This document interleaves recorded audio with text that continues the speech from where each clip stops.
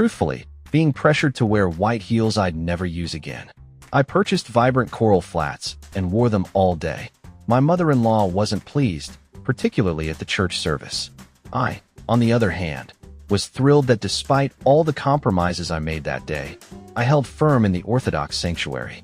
Later, I kept wearing those flats until they changed color and looked thoroughly worn out. No regrets.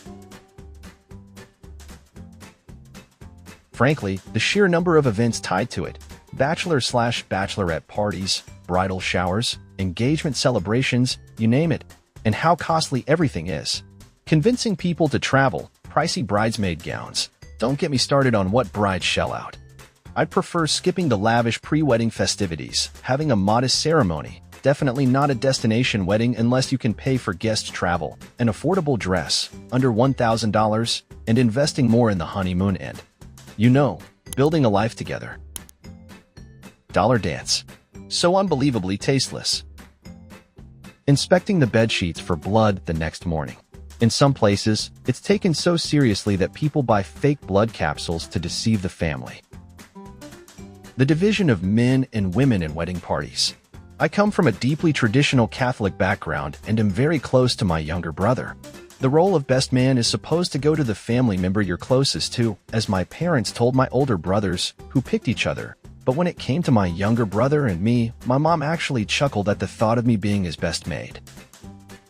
I'm half South Asian, and we have this custom where the bride is supposed to act somber and reserved during the ceremony. Older relatives often frown upon brides who are joyful, dancing, or lively. It's nonsense and should be done away with. Plus, there's pressure to invite and accommodate people you barely know, distant family, or friends of friends. You're also expected to include relatives you don't even like. The display of grandeur, as I call it, really bothers me. The weddings I've been to are always extravagant, showy affairs, top-tier cars, huge venues, crowds of guests, designer outfits, and so on. I'm not into it.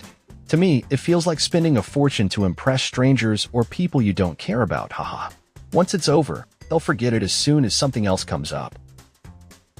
Any jokes about the groom being chained, or the bride as the old ball and chain? Seriously, why do we keep pretending married couples despise each other? Shoving cake in each other's faces. What a tacky thing to do. Bride's family footing the wedding bill. There are two people in the relationship, so why just one side? If parents are contributing, it should be split evenly. Honestly, I think the couple should cover their own wedding costs. Either way, the burden shouldn't fall on just one party. The fact that as soon as you say something is for a wedding, the price skyrockets.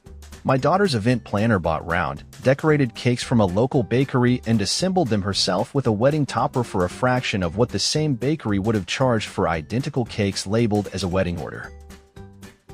I'm not sure if this counts as a tradition or just a common attitude, but phrases like getting it out of your system or last hurrah before the vows about indulging in reckless behavior before the wedding are just gross.